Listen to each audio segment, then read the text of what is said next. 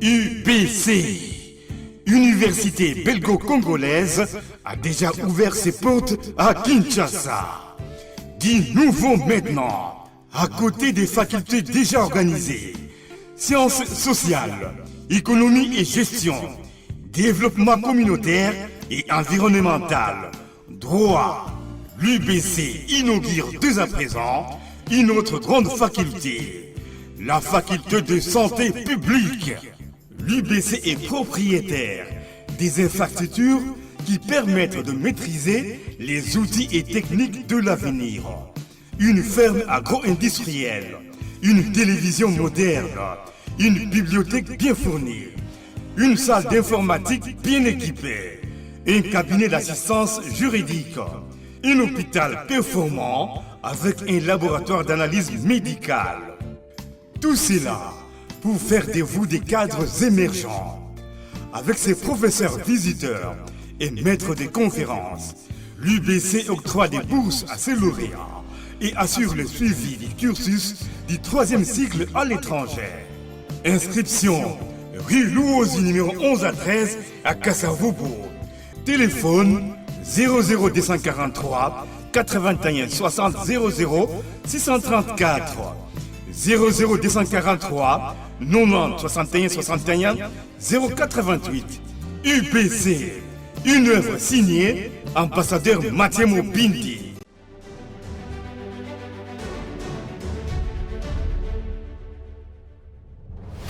Bienvenue au Salon d'affaires africain, un événement phare présenté par Awakening Africa Magazine. Cet événement est une plateforme qui connecte le continent africain et le reste du monde en donnant accès aux marchés, aux capitaux et aux opportunités de partenariat pour stimuler le commerce et le potentiel d'investissement dans la région africaine. Depuis 2 ans, nous avons pu créer une solide communauté d'entrepreneurs afro-américains et cette année, nous prévoyons d'en créer encore plus. Cette année, nous vous présentons The Awakening Africa Excellence Awards, un programme de la diaspora africaine destiné à reconnaître et récompenser l'excellence africaine dans tous les secteurs. Pensez-vous que votre marque ou votre entreprise a un impact sur notre communauté? Alors nous vous prions de postuler pour être nominé.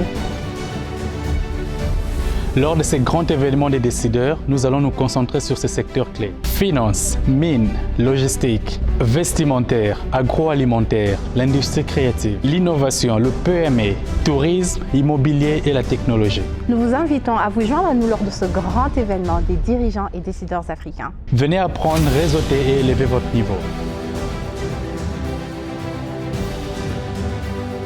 Le changement, c'est maintenant. Les changements, c'est maintenant.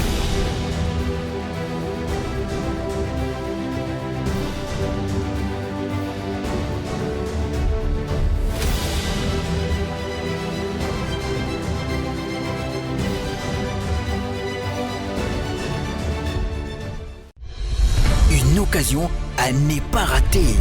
IFOD, la société de microfinance de la Cinco, vous offre le taux le plus préférentiel du marché, jusqu'à 10% d'intérêt lent pour tous vos dépôts à terme. Vous avez également la possibilité d'obtenir les intérêts échus mensuellement selon le volume de vos dépôts, en dollars et en francs congolais. Avec IFOD, faites vos dépôts à terme, bénéficiez du taux préférentiel et réalisez des grands projets.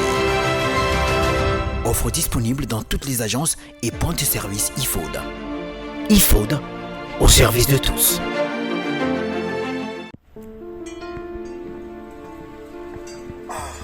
Frère, parle-moi un peu l'histoire là de devenir propriétaire avec $300 seulement en Kinshasa.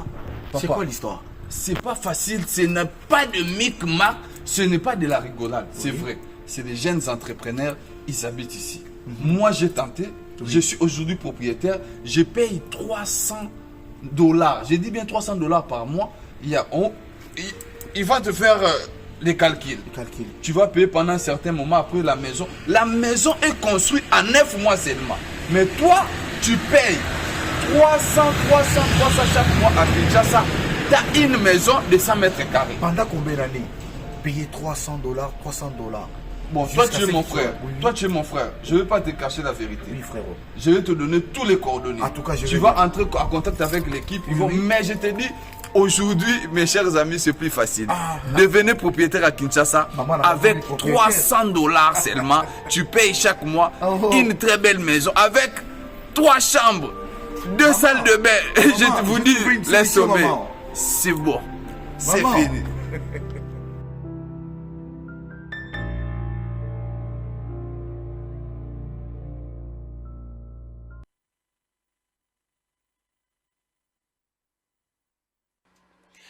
Matondi mingi na bandeko banso bokolanda biso na nzela émission na bino Bosolo na politique officielle. Bosolo na politique officielle, vous qui nous suivez depuis Bunia et Sikaoyo, DG Israël Mutombo Azwami topesi bino, merci beaucoup. Bato banso bokolanda biso kuna topesi pe lisusu. Matondi mingi na bato bokolanda biso na Butembo na Uvira, ba bazana Malemba Nkulu, ba na Kenge, bazana Kwilu, Kimpese, Matadi, na Kasai, Maniema, partout nyonso bisika bozali na Guadolite na Basson Kusu to sengi na bino, merci beaucoup na ndenge bo accepter invitation na biso ya lelo vraiment na kati ya bandaku na bino. Mais aujourd'hui nous avons une dame balobi o mwasi abeta kambonda te kasi te lelo toyi na mwasi moko o ya kolobela penza maimatali parti politique na ye pe ya kolobela quelques sujets d'actualité où ils allaient vraiment pour faire couler encre et salive na Katia République démocratique du Congo. Avec elle, nous allons aborder plusieurs sujets d'actualité. Mais avant tout que je vous présente notre invité de ce jour, allons-y d'abord na ba information du jour. Nord Kivu, un autre échangeur de monnaie tué à Goma. Interdiction des diffusions de chansons Ninito Salité du groupe Imper et Lettres Ayachichi de Bob Elvis. Culture. UDPS juge impopulaire la décision interdisant la diffusion de chansons Ninito Salité et Lettres Ayachichi. Les candidats à l'élection de gouverneur au Tanganyika, au Congo central et à Kinshasa dévoilés. Bloqué en Espagne depuis 2016 pour insolvabilité et entretien, l'avion présidentiel est retourné complètement rénové à Kinshasa. Les plans de travail des 9e Jeux de la francophonie présentés à Félix Antoine Tshisekedi Tshilombo, président de la République. Rutshuru, les FRDC ont repris tous les villages contrôlés par le M23. Ça, il faut encore applaudir parce qu'avant-hier, la situation n'était pas bonne. Mais aujourd'hui, nous apprenons que tous les villages plutôt sont contrôlés par le M23. Serbie, 3 boxeurs congolais prennent fuite à Belgrade après leur participation au championnat du monde. Voilà tout pour les informations du jour. Nous allons prendre notre invité. Il s'agit de Madame Aurélie Batumike Kubo Nagé. C'est bien dit. Elle est secrétaire permanente et porte-parole du PALO. Madame Aurélie, merci beaucoup. Nandengo accepté l'invitation à biso alelo. Ngainde na lobby, merci beaucoup. Na koyamba ngai na plateau na yo Maman Nadine. Voilà, Maman Aurélie, nous vous disons merci beaucoup. Merci beaucoup aussi à tout le cadre. Il y a parti politique au Mwanamboka Gizenga Antoine Atika. To sengi na bino pe matondi mingi ndenge bo accepter vraiment ko pona moko ya ba représentante ya Palu po ya kolobela nanu situation ina Palu parce que Palu mwa mbilinga ekoti mwa mingi ute kenda Antoine Gizenga makambo ekotambola lisusu bienti yebisa biso lelo boni lelo etamboleli ya Palu po ekomi mwa mingi Palu ango na yebite bino kutu boza esu na dédoublement te to benga ngo nini po ekomi soki misato mine boni Palu ekotambola lelo. Maman Nadine, ngai nalingaka te muto aloba Palu misato mine, Palu eza moko. Yango nde ekomona na mwana mboka. Te Palu eza moko. Moko ezali kogumba mela na mwana mboka honorable Willy Makiashi. Wana nde Palu. Ya solo. Oyo mboka mobimba, mokili mobimba, na mikonzi nyonso bayebi. Ezali Palu wana. Parce que moto po mi benga parti politique, il faut la reconnaître dans l'état congolais. Na tango que l'état congolais a reconnaître yote. Oko mi benga parti na ndengeni. Depuis patriarche akufa, bato balinga ki basala mwa mbilinga na Palu, bazali pembeni.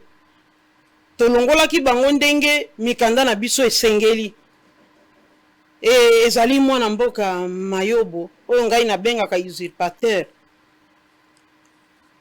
azali exclu du parti kala tolongola ye tobengana ye na parti bon yo balongoli yo babengani yo na parti okomibenga lisusu ozali mokonzi ya parti wana na ndenge nini po ata l'état congolais reconnaître yo te oyo ezalaki ya suka ezalaki nde cour de cassation oyo abimisi are na ye mpe alobi que Mayobo n'a pas qualité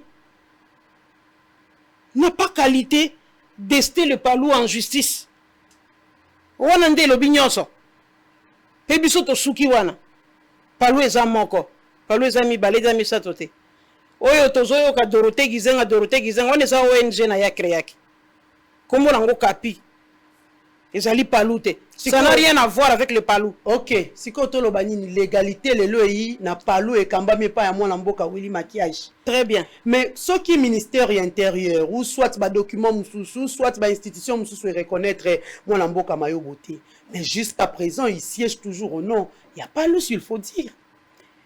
Na ebité tant bokendaki na aéroport soki ye parti ki libaya te mais ko monana na ba réseaux sociaux nani amoni yango te ke mwana mboka Mayobo asala ki plein to moni ndeko na biso John Lungila ayi moko ya ba confrère na biso a publié ki yango oyebi ya mwana mobali wana soki John Lungila ngai na yebi était personnellement c'est un journaliste na mona kaye kaka bo journaliste penza te soki obengi journaliste ngana ko benga ye penza journaliste te pour journaliste d'investigation oyo ayebi kokundola pe koluka bosolo akoki kosala biloko ya sali wana te. Qu'est-ce qu'il a fait? C'est quoi? De publier? Non, de une photo, dire que Mayobo a fait le plein. Ça, ce sont des bêtises. À l'arrivée du chef de l'État à l'aéroport Anjili. Tobandaki organisation ya koyamba mokonzi ya mboka. Tozalaki na réunion biso ba parti ya union sacrée. To préparaki yango pe to salaki communiquer le kaki na télévision. Communiquer na biso le kaki na télévision ba signateur pour sensibiliser les gens. Non. Et alors? Les partis, les partis qui étaient impliqués dans l'organisation. Pour l'accueil du chef de l'État. Pour l'accueil du chef de l'État. Il y avait des partis. Et après, nous avons signé un communiqué qui est passé à la télévision. Est-ce que c'est Mayobo qui avait signé ça? J'avais signé ça moi-même. Mais c'est un acteur comme politique. Secrétaire permanent et porte-parole du parti. Et si nous avons signé qui communiqué wana. Nangambo ya IDPS ezalaki camarade Augustin Kabouya. Nangambo ya MLC ezalaki camarade Gerengo. Palou ezalaki moko. Na kati ya organisation. Palou ezalaki mibalete.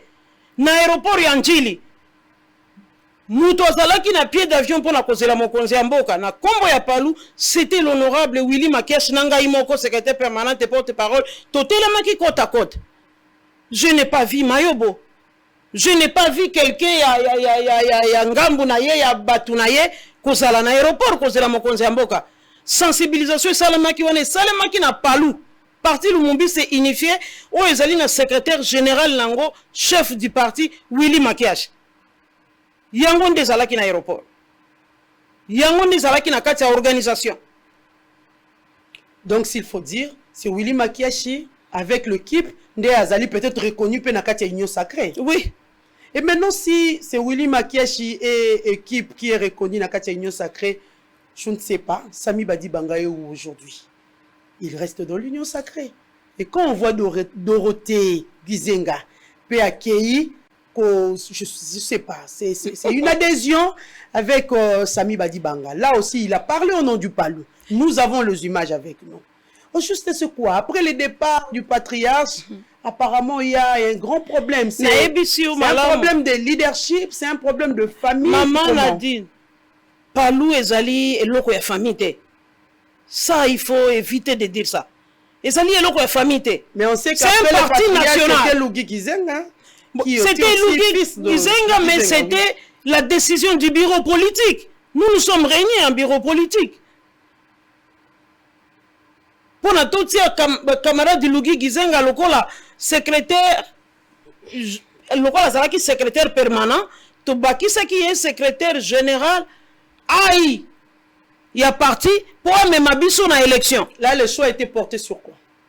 Non, c'était en fonds biologique directement? Non, parce qu'il était secrétaire déjà permanent et porte-parole du parti. Ce qu'on l'a secrétaire général chef du parti, ok, ce qu'on l'a secrétaire permanent porte-parole, au matin balamoko secrétaire général. Ce qui bien sûr, na congrès baponio, ça n'avait rien à voir avec ma famille biologique. Palou ezali et loko ya famille te. Palou ezali parti national. Loko la IDPS, loko la MLC, loko la INC. Ezali et loko ya famille te. Ezali et loko ya libota te. Ce qui Dorothée a créé ONG na ye pour asala et loko na bango ya libota ou eko sunga po na survie, ça n'a rien à voir avec le Palou. Ça n'a rien à voir avec le Palou. Mais nalingi confusion wana elongwa na mitu ya batu. Confusion wana elongwa. Tozali parti politique. C'est comment?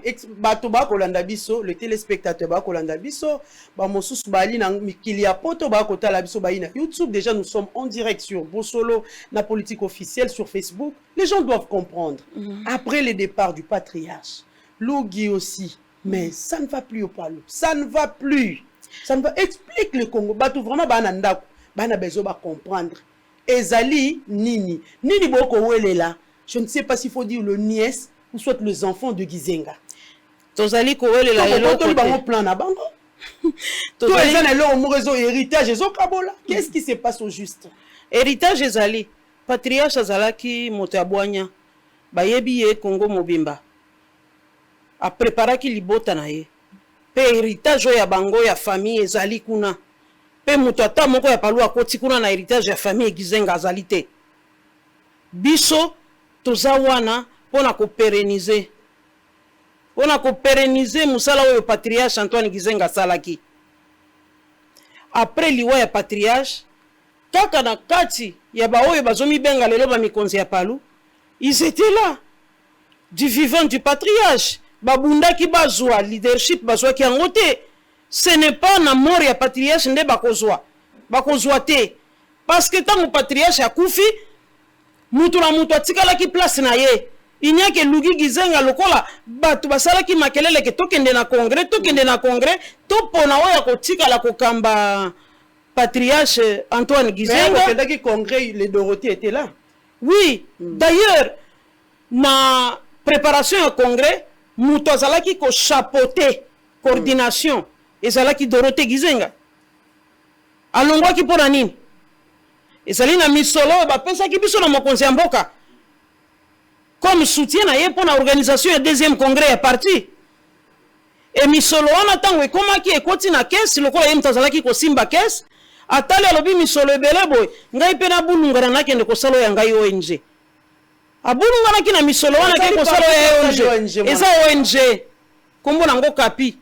Ça n'a rien à voir avec le Palou. Mais toi qui balobi moi ba étoile ali moi drapeau pe ali. Ah sali 26 drapeaux. 26 drapeaux. ONG bon ONG na drapeau. Ah yemo kwa yebi hein. Ça il faut lui poser la question. Maman Nadine. Azana statut azana elo côté. Maman Nadine. Parti pe senga ka statut. Et senga ka pe mikana ya l'état. Aya kola kisa. Mukanda oya azana ngo. Oye lobina yeke ye aza mokonzi ya Palou. Aya kola kisa. Abakisi moi nombre ya ba étoile na ba étoile lobino botia. Asala abakisa ta sa. Abakisa ndenge akobakisa. Mais biso to yebike wana eza Palou te. Maman Nadine wana ezali Palou te. Eza Palou te. Et puis ngai na lingi ko s'attarder te ko lobela ba usurpateur ba to oyo baza ko créer ba ONG na ye pona bango te. Mais les gens doivent comprendre. Les gens doivent comprendre yango na lingi na expliquer. Lugui batiaki est secrétaire général. La penza na rue c'est ça. Yango on appelle na jeunesse. Na jeunesse kambundenge yali. Lugui batiaki est secrétaire général. Ai po ame azalaki na mission ya komema biso na congrès. Pe ba wana nyonso babengi ba mayobo, ils ont menacé Lugui na komema biso na congrès na ndenge ya kosakana te. Et Lugui a organisé ça. Asili sakite akufi. Okay. awa toyei kolobela liwa ya lugi te ekozala émission mosusu oyo tokoyaka kolobela liwa ya lugi paix à son âme. mais paix à son âme. C'était vraiment un lumbiste celui-là. Tango ya akufi orium tozalaki wana pa a préparé élection congrès. Or ce qui est pas inabiso, le congrès ne peut être convoqué que par un secrétaire général. Kaka secrétaire général d'aoki ko convoquer congrès. Na ba 5 documents na biso de base de lobby bongo. Ah, lokola mwana mboka lugi akufaki. Biso bureau politique nous sommes encore réunis. Yé mayo bozalaki pe membre ya bureau politique lokola biso. Nous sommes réunis. Tolobi to pona mutu. Oya kozala secrétaire général AI avec comme mission yakobe mabiso na congrès le plus vite possible. Et toponaki secrétaire permanent oya bengami na kombo ya Papa Ngabu Shumbu. Biso nyonso à l'unanimité na ye mayobo toponaki Papa Ngabu amema biso na congrès lokola secrétaire général AI na place mwana mboka lugi. Et tangu toponi ezalaki après débat mingi. Parce que mayo balobaki yende ba pona ye secrétaire général. Tolobi tete. Mikanda ya parti lobi bongote. Lokola biso nyonso à l'unanimité na yo lokola oponi secrétaire général AI ezala Ngabu ekozala kaka Ngabu. Mais topesi émission amema biso na lombangu na congrès. Kasi lokola mwa mbutu ekotaki mwa mingi ba partenaire na biso à l'époque il y a FCC ba ponaki quelques cadres po ba sunga biso na ko réconcilier biso na mwa mbutu wana po na to mettre les points sur les i. Et madame Jeannette Kabila mutazalaki lokola présidente ya commission wana ya crise. Pe mwana mboka président de l'Assemblée nationale Mbosso que je salue en passant azalaki pe na kati ya commission wana to travaillaki na suka biso nyonso to se metaki d'accord kolobake mwana mboka Ngabu nde ako mema biso na congrès ba document ezali ba PV nyonso to signaki na ye mayobo signaki kondimango. Curieusement, tangu to bimi, to salaki un mois na fondation musée, na ba réunion wana, tangu to bimi, to silisi ba négociation nyonso, to si to yokani, to bimi libanda, ya lo bingala ndimi biloko wana te. Un homme d'état, o régnier signature na yo, ezalaka te. Ezalaka te. Ça c'est Mayobo. Ça c'est Mayobo. Ezalaka te. Alobi na signaki me na ndimi na ngango te. Na boyi. Biso tolobi lokola yo boyi. Biso tokei liboso. Tikala. C'est comme ça qu'il s'est désolidarisé du parti. Abandi ko sala bakambu mususu o ezali contraire na parti. Et le bureau politique s'est réuni. Puis Bengana qui est na parti. Il a été exclu. Chassé bien le parti. Le bureau politique du parti. Parce que à part congrès, ezali bureau politique inde organe mi balé. Il y a parti. Le quoi la congrès ça qui n'a mais ça limité, c'était le bureau politique qui se réunissait pour prendre des décisions. Il y a zala qui peut membre du bureau politique. Aïe bien. Tango akei na ebité. Quelqu'un que vous chassez a même appelé moi ngulupa bimana bango. Ana ngulu qui déjà na idée na yé peut-être. Et zala qui na idée na yé depuis kala. Parce que du vivant ya patriarche abanda te akei na ngulupa te maman. Ngulupa zali na 4e ri. Akena ngulupa te. Ministre de la communication à Yuapi. Ministre de la communication wapi? Patrick Mouyaya. Bon, la coco cité comme l'a été parce que il n'est pas là, il n'a pas à l'ordre du jour. Hein? Mais oh, nous ce sont les canards. Il est où? Il est où? Je ne sais pas, il faut lui poser la question. Non, il faut lui poser la question. Est-ce que Azwa qui poste wana pas un maillot ou toi tu poste wana wapi? Mais il faut lui poser la question. Je ne suis pas là pour parler de lui. S'il te plaît, maman Nadine, Je suis venu On parler sait de Palou. on sait que c'est quelqu'un qui est Je ne sorti vais pas. de Palou. Non, je ne vais pas parler. C'est une autorité qui est Non, sortie je de ne Palou. vais pas parler des individus. Mais quand on cite Mayobo, quand on cite Dorothée, ce sont déjà des individus. Nazi na ebisio déjà que na lingi ko citer bango te. Mais le kolo zo me mangaka na terrain wana o lingi oyeba. Comme un ministre. Ah, oh là là là là là là. Maman. Après qu'on quitte Maman, oyebi ngai Maman te. zanga kimia to. Oh là là là là là là. Nani akozanga sanga kimia? Nani? Peut-être mokonzi ya mboka, président Félix. Nani à part ye? Nani? Na Gizenga, mais il n'est plus là. Nanzambe. Point barre. Mouyaya. Oh là là là là. C'est bien dit. Nakoloba nyonso te. Je suis une femme, mais pas n'importe quelle femme. Pesika Vandi Ayebi. Une dame Je de me suis... fer. Voilà. Très bien. C'est ça. Je suis vraiment une dame de fer. Dire à cuire. Longonya na yo maman Aurélie batumi ke mboka elinde na besoin ya bato ya boye. Tango mwasi akobeta mbonda pe bato bako bina, c'est ça. Mwana mboka Aurélie na yebite lelo sikoyo. Ata ko boko welela bolobi bango ba ina héritage na bango. Ba bengani bino na lopango. Oui, si Ba bengani biso na lopango te. Biso tolongwe. Biso. Bino nde tolobi boy par ndaku wana ezali ndaku ya patriarche Antoine Gizenga asombaki mpona bana na ye na mwasi na ye ezali siège ya Palou te mwana mboka Antoine Gizenga alobaki to siège aka wana mais alobaki na biso teke na kabeli bino yango alobaki to siège aka wana biso tofundami na justice mpona ndaku wana ndenge Mayobo afundami ndenge mwana mboka Willy Makiashi afundami siko pona ndako wana j'ai sous na des bonhommes bakolo ndako banso bayoba ka référence ya parti Palou maman na des bonhommes référence ezali problème te eza lokola yo maman Nadine ozali na ndako te osombi lopango te olobi ngai nakei kofutela na ndako songolo pakala soki mokolo yoka soki mokolo ndako alobi nalingi lisusu yo awa te maman Nadine libere ndako na ngai yo koloba na ko libere te na tingami kaka awa oh mais siko bino nyoso batiki bino ende batiki biso na eloko nini batiki biso batikelaki biso ke ezali héritage na biso batikeli biso ubi batikaki biso balobi ki ndako da tosombeli bino patriarche alobaki ndako na sombeli bino yango ezalaki siège ya parti mais ndako na ye ntango ye akufi azwi na kati ya succession na ye atie ndako na ye ya po matete na kati ya succession basuccesseur mpe balobi toza na besoin ya ndako na biso bakei bafundi biso na justice balobi biso tolingi torekipere ndako na biso mpasi ezali ndako ya Palou te biso lokola tozali na mokonzi oyo azali civilisé Willy Makiashi alobi je me retire tokei totie siège na biso na 4e rue mais na minute oyo dossier eza na justice le dossier est pendant na justice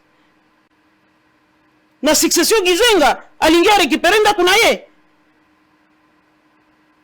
maman l'état congolais faci amemeli biso état de droit faci amemeli biso ndeko biso tolukaki mikolo ebele tosi tozwi yango état de droit mpe ekati makambo elobi après kotala mikanda après congrès oyo ezalaki reconnu na mokili mobimba même journal officiel a publié yango c'est-à-dire que l'état congolais a reconnaître congrès wana oyo ebimisi mwana mboka Willy Makiashi lokola secrétaire général chef du parti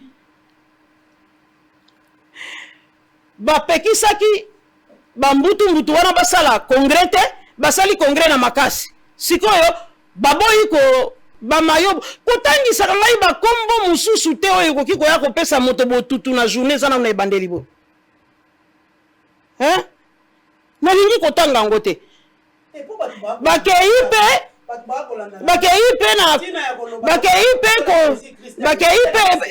mpe notaire ke balingi banotarie congrès ya bango ya lokuta basalaki na limete bakomi mpe kuna notaire alobi tetetetete journal officiel asa reconnaître congrès kaka moko ya Palou ngai nakobakisa lisusu eloko te ngai nakobakisa lisusu eloko te nakoki konotarie mikanda na bino te notaire mpe akomeli bango bochange kombo soki bolingi biso to notarie congrès na bino bochange kombo bolongola palu po palu asa asali congrès na ye mpe tosi reconnaître yango bino bochange boti oyo ya bino kombo ministère intérieur alobi na bango bochange boti oyo ya bino kombo au cours d'une année, c'est ça? Oui, il y a eu des congrès. Congrès, oya biso ezalaki autorisé. Oya bango ezalaki autorisé te. Ministre intérieur boyaki ko ils ont quand même organisé. Ils ont fait ça na makasi. Po bango balingi biloko ya makasi mingi biloko ya kanyaka. Forcé. Le forcing. Les forcing balingi yango trop. Ba forcé sikoyo bakomi bloqué. Baboyi bakoki ko entériner yango te, bakoki ko légaliser yango te. Na minute bazo telenga ndenge biso na palu to bakabazo yungana. Il garde toujours le même nom du palou ou bien baba? Non, parce que baebisi bango. Te babaki c'est le côté. Il garde le nom du palou, yango notaire aebisa ki bango a copier pe ministère intérieur pe a lobby yango ke ba luka kombo mususu, ba changer. Ba longola kombo ya palou, ba tia kombo mususu. Mais lokola bango bazali na batote. Moi ndambo ya bato balandaki bango eza pona kombo wana ya palu bazo kanisa bazo yokake ministère intérieur apekisa me ba changer pe kombo te tikali bongo non bako changer to komi na état de droit bande ko MSR non maman Nadine to koma mona yango na bande ko MSR ya loko asika maman to zali na état de droit mosusu ina nga wana zaki biro kwa kala mais sikoyo toujours na kombo avec état de droit ya ma campagne kuna ya mwana mboka pia lumbia mais avec état de droit o to zanango biso de rotikala na palu bako changer. Et s'ils ne changent pas? Non, ils vont changer. Comment ils vont pas changer, maman? État de droit, il y a état de droit, il y a kati. Ezali li sécurité. Ezali sécurité. Tozana état de droit, c'est-à-dire mutunyo se fois tout ça mebe kwa l'état. Ba oloba na bino biso to ibasi na bino te. Biso to oui. Maman Nadine, nakozonga. Après makasi alonga ituba. Na après mikolo muke nakozonga. Oh yi makasi alonga ituba. Après mikolo muke nakozonga wa. Nakotuna yo. Où en sommes-nous? Qui a gagné? Nakotuna yo yango. Ah c'est que bitumbe yi penza makasi hein. Na mikolo muke awa. Nakoya ko ebisa yo. Ezande état de droit. Yali ka état de droit. Assurance oyi na ngo makambo eko tambola bien na ngambo ya justice. Kitoko. État de droit. Maman Dorothée, plutôt, nakobenga Maman Dorothée bolimbisi bandeko Maman Aurélie. To boyi lobi ya bomba maloba ah moyena zonga liste komi ko lakisa ba ima. Comment tia avant après surtout na makambo plateforme ba réseaux sociaux comme ilelo. On partage ko kiko yesu ko. Assurance eko uta wapi? Cette conviction wana. Cette conviction on est uti na état de droit. Parce que état de droit penzo ya solo ndi toza la kati. Bino nyonso boko tia makolo na union sacrée. État de droit avantage kozala kaka obe pona bino, pona ba Dorothée te, pona ba société. Maman bino nyonso makolo yika na sacrée. Boyi na kati ya masu obe moko. Kokota na union sacrée nalobaka ngo na mutu moko nalobi kuna eza blanchisserie te. Eza blanchisserie te na union sacrée. Kokota kuna te parce que nazo batama na sala mabe tika na batama na kati ba copiner ngate parce que naza na kati non ce n'est pas ça batu batika kolongola batika kotia union sacrée lokola blanchisserie na bango que soki na kei kuna nde na batami lokuta ba mikosi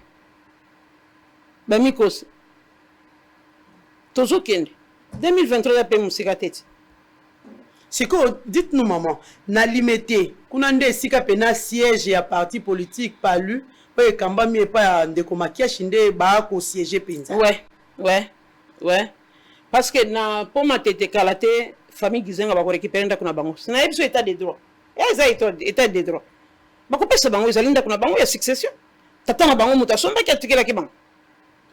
mais eloko yango ondire mwa conflit po mwa ton soki ekoloba tata na bango moto atikaki asombelaki bango oyebi na baréunion ya bafamille soki moto si azwi to boye oyebi ke wana mama ana aye ya kotomboka mama ana aye ya kosilika mais na kati ya palu dites nous basuccession kizenga nyonso babimi to boyi mpe na ndambo ya bana kizenga bacousin baya toujours na palu oyo ekokamba mapami ya makiage to bino nde bobengani bana ya moto tobengani nde ya kulutwa tobengani nde mayobo à part mayobo moto mosusu abengami na Dorothée tango aklake pe pa ota mais Dorothée yo yebi Dorothée avandi awa te olingi kotangisa nga bakombo bato trop et pourtant nga naye koloba bato awa te naye koloba bakombo bato te naye kokumisa bato te Dorothée avandi na Canada akoli na Canada vi na ye mobimba eza kuna. Mais il n'est pas le premier aujourd'hui. Alors, il diaspora. Ayebi palute. Ce qui a créé quand on a un balamoko, c'est parce qu'ayebi que kuna soki na lobby na kende na ndenge ya palu na okokate. Na documenté na yebi pendenge vanda. Mais pourquoi ne pas s'allier à vous? Bino batboaki na papa. Mais ya memi mbongo. Tango memi mbongo. Hein? Donc ok de ko créer loko na mais ya kimi. Bisuma yeto pasani kamba moko yenda kwa zui mbongo alobi awa na zui yangai tika na kima libela na kenduluke loko ngana kosala po e continuer ko assurer barrière oyoki mais mayobo to bengana ki ayobo nda na palu biso rotenda ki moyibi nani ni na palu to ndima kango te et surtout moyibi oyo ezali kosalema na mwasi ezali eloko ya malonga te ezali malamu te biso za ba mama biso nde photo pesa exemple ya malamu na mboko oyo mbongo ngo akui boyina ba preuve mwana mboka makasi bongo biso tozali boma tozalaki obligé to repousser, to décaler date na biso ya congrès pour y a na misolo nyonso même au ba militaire ba cotiser. C'était une façon de boycotter votre congrès ou comment? Oui, c'était une façon azalaki na moi ma kanis na ya mabe et puis ba militant na moi mbango na bango ya passion bango ba cotisaki pour na congrès azu nyonso akei nango atiki ata eloko te. Tango amemaki mosolo wana ya palu o ezalaki destiné pour na congrès démarche nini peut-être o palu et salaki pour na koyeba quelles étaient les intentions et pas ya mwana to salaki na kati na biso en interne parce que les 5 documents de base et ça biso biloko nyonso ligne de conduite na biso ezalaka 5 documents de base babengaki ye bavandisi zongisa miso abeti munoko nakoya kotia songi na famille na bangote même na kati ya libota bayebisaki zongi seza misolo ya parti pour ko préparer congrès zongi sango alobaki na zongi sate to benga ki yaka to vanda to solola oyebisa biso memi mbongo pona nini banda mukolo wana kima azonga lisusu te tilelo nenge to sola nayo. Mais au moins vous avez organisé le congrès. Si ya kanisa kisuki asali bongo ki wapi soutien lisusu euti pa mokonzi mboka to boni te soutien mibale ya koute pa mokonzi mboka yaki te ngana lobaka sembo po babubi bino babubi biso yikambo te mais congrès salemaki parce que palu et vivaka na ba cotisation ya ba membre na bango biso to vivre na cotisation ya ba membre et nous avons encore cotisé pe congrès salemaki bien que na mois décalage moko ya une semaine mais to salaki pe le kaki kitoko pe to ponaki mikonzi ya palu bazo diriger palu lelo. Oui. Et il y a une année parce qu'on apprend il y a une année déjà oui, déjà il y a une année c'est dimanche déjà oui donc ici une année oui il y a congrès na biso pe to lobaki ko le kabongo te parce que zalaki événement munene et bundi samaki mama na dina oyebi ke ba militaire ba na tongo po ba kota na centre ngande sika to préparaki tout ça la congrès bakuti bas policier batondi pe bato oyo bake ko benga ba policier kaka bana palu. Comment ça? Kasi mayobo alors na groupe na ye vous avez invité bato misu bauti ba province bazalaki pe déjà logé place one bazaki déjà logé on na centre nganda mais ba oyo ba utaki libanda lokola biso to komi na tongo ba bloquer ba labi to kokota te gouverneur alobi ba to bakota te. C'était un problème sérieux. Mais lokola balobaka lokuta eyaka na sincère mais vérité eyaka na escalier mais komaka vérité komaki. Pe mikonzi ba monaki qu'ils ont été induits en erreur. Ils ont été induits en erreur. Congrès wana. Vous avez quand même organisé malgré tout ce qui s'est passé. Malgré tout ça là qui congrès na. Et ça s'est bien déroulé. Trop bien, trop bien. C'est un succès s'il faut dire. Koleka kutu na succès. OK. Et maintenant à une année s'il faut dire, à une année, qu'est-ce que le Palou prévoit pour commémorer au moins cette histoire au Bozui na koloba ouais Bozui on a passé avec tout ce que vous avez connu comme embuscade. Toko sala milulu moko na bengi yo mama Nadine kozanga tezala wana po mabe soki ngana yeko beta lisolo okoloba lisusu yo pe na lingi yo moko zala wana ozalawana dimanche. Qu'est-ce qui est prévu? Qu'est-ce qui est prévu? Est-ce que nous pouvons avoir moi un briefing, il y a programme? Tokopesa te bakadia mpemba bakoya koyiba. Yo yeba kaka dimanche. Et boum, invitation na yo eza déjà. Kobundisa maiza toujours mingi. On habite mususu ba mususu ba koya na te ba journaliste ba kotonda ba koyeba te ba servir nani batika nani. OK, boko ba mbati lelo. Tozo banga lisusu de poste ici. Nous avons déjà gagné. Nous avons déjà gagné. Mais na paluto embaka na paluto embaka buko lupango to ana ngodi jana maboko. C'est-à-dire palu ya solo mwana mboka wili makesha zana ngona maboko. Et soki ba bengi lelo ke palu yaka na likambu songolo pakala o etali mboka ye mutakendaka. Wili makesha mutakendaka. Donc c'est lui le représentant la Katia Union Sacrée. Ouais, c'est lui le répondant. Mais maman Aurélie, au répondre à motuna na ngaite, dites-moi un peu.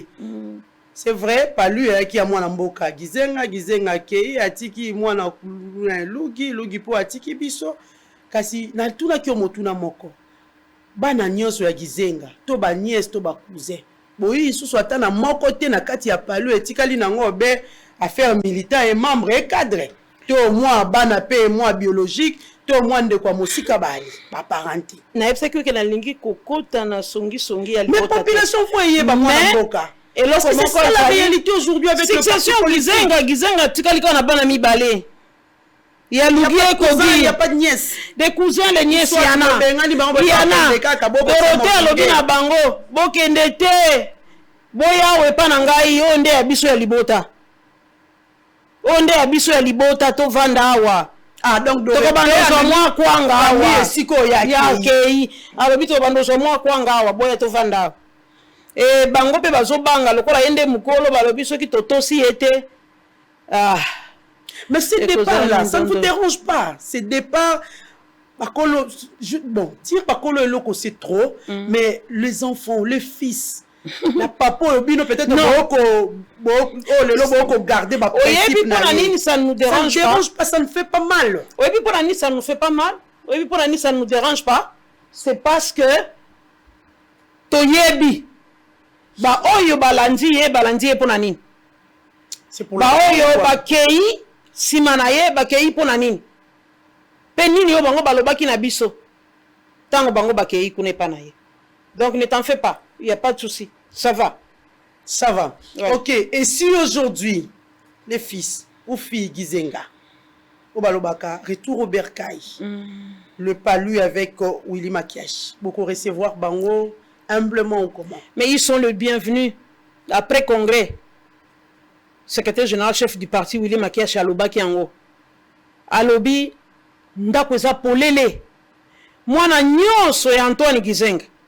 Et si ka nyonso zali mukolo ko reconnaître que non, j'ai été induit en erreur. Na zongi na ndako tata porte ya polele. Bango nyonso porte ya polele. Ba militant nyonso porte ya polele. Donc, le message est bien passé, la porte est grandement ouverte. Ata kolelo koko soyande balobaka singa famille e benda naka mais kata nakate. Donc lelo soki mama Dorothée esika akei koko so ekoti moi ko boite e moke ayo ko zonga ba mama Aurélie ata ko ba ko loba boy ba ko yamba e toujours makasi bras ouverts. Makasi paye bien. Pour toi ba enemité. Toi ba enemité. Biso nyonso to na tata moko. Biso nyonso dénominateur commun na biso ezali Antoine Gizenga. Biso to vanda ki na sema ko Antoine Gizenga. Depuis 2004 na militante ya Palu. OK. To vanda ki na sema ko na ye. To zala ki formé sérieusement. Ezana biloko mususu oyo biso ba oyo tozwaki vraiment formation solo pas patriarche Antoine Gizenga toki ko sala te. Il y a de ces choses là que biso toki ko sala te. Et biso souci na biso ezali Palu etikala parti wana ya munene ya liboso na République démocratique du Congo ya mibale na Afrique après ANC ya Nelson Mandela. Mais je ne sais pas. Cette histoire, il y a aucun ordre dispersé. N'est-ce pas que les autres anéantir parti, hein? Ordre déjà sous dispersé. Parce que Palu, vous savez aujourd'hui combien de députés dans l'Assemblée nationale? Les lots, il faut fragiliser parti, moi, là. Non, Totikal n'est pas Timoko. Unité, ça aura toujours force, hein? Unité, ça aura toujours force. Député, on a mis balé, mis ça tout. Hein? Oyo bakei. Bayebi ke bazali ya Palu, ils ont été élus dans la belle Palu. Et na koloba vérité nyoso wa te misusu ba komi déjà kozonga.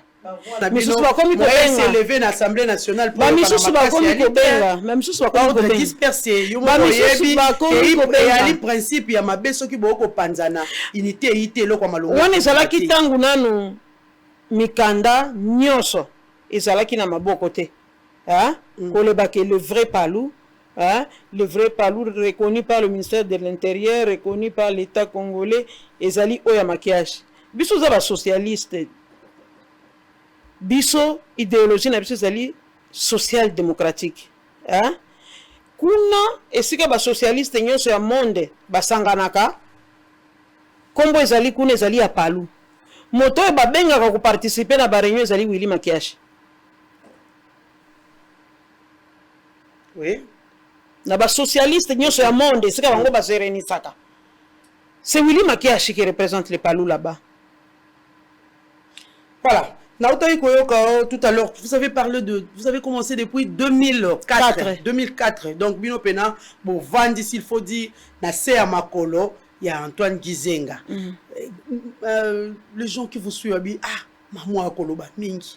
Akwa takepe bana mo wei mingi.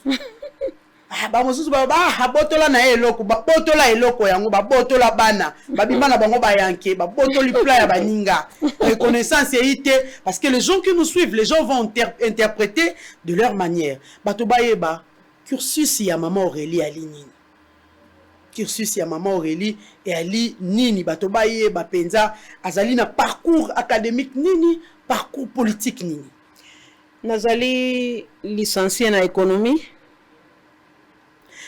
na koti na Palu na 2004 lokola militante simple ndenge ba militant nyoso bakotaka na mati malembe nazalaki kaka na ba réunion na cellule ndenge biso tozalaka tobandaka kuna après femme guide provinciale wazalaki responsable ya ba mama na ba niveau ya ba province aye ko découvrir ngai pe abendaki ngai na pembeni na ye na kotaki na comité ya ba mama na niveau ya province et tango patriarche Antoine Gizenga a ko fondé direction femme ya Palu. OK. O ezalaki ko c'est en quelle année? Direction femme ezalaki na 2012.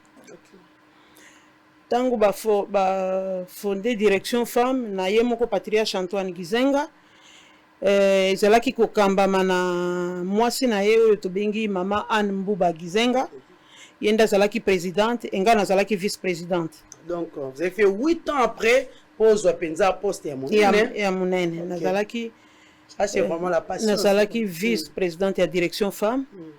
Et Navandaki na direction femme. Après, Patriarche a été nommé